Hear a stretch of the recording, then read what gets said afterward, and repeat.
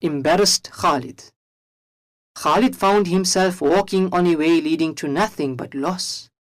So he finally decided to change his direction and accept Islam.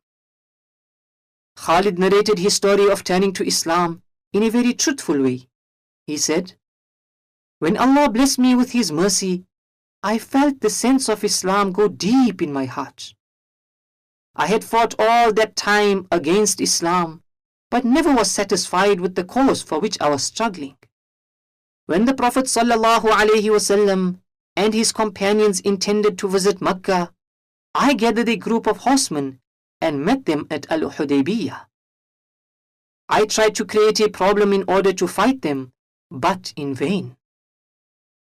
The Prophet ﷺ performed Dhuhr, noon prayer in front of us. We intended to attack them, but we were unable to do so. Something prevented us from attack. They were protected by some heavenly power.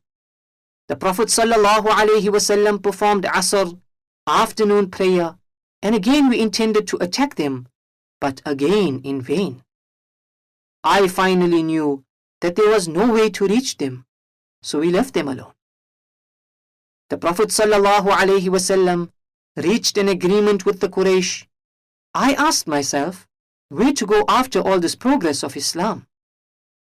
I thought I could go to Najashi in Abyssinia, but I knew that the emperor had embraced Islam. I thought again I might go to Hercules and embrace either Christianity or Judaism, but I felt I would be a stranger in that land. I was torn out by conflicting thoughts, and it took me a long time to decide. The Prophet ﷺ and his companions entered Mecca the next year to perform Umrah. I felt I should leave Mecca until they finished. I came back to find a letter from my brother Al-Walid, who already embraced Islam and visited Mecca with the Prophet ﷺ. The letter stated, "In the name of Allah, the most gracious, the most merciful. I am really astonished to see a man with reason like you keeping away from Islam. Nobody should be ignorant of Islam. The Prophet ﷺ asked me about you. I told him Allah would bring you back. The Prophet ﷺ exclaimed that he did not believe a man like you would remain ignorant of Islam. Had you exerted your efforts with Muslims, it would have been better for you. My brother, try to catch up."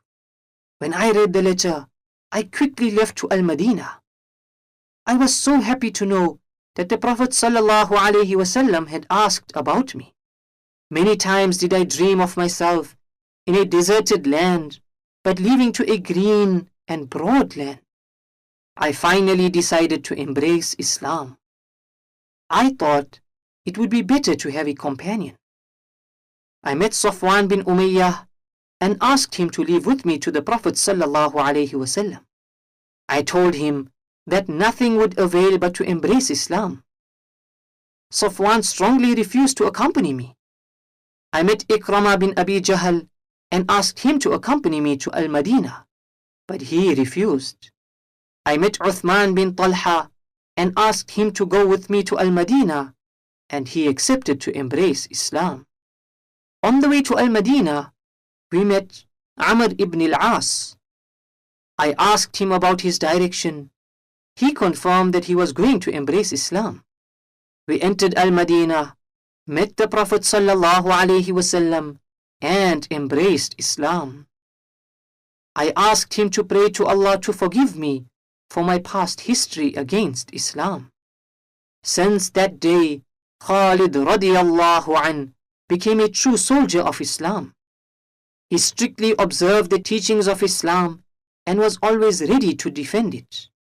Wherever the Prophet ﷺ ordered him to go, he never hesitated to carry out his orders.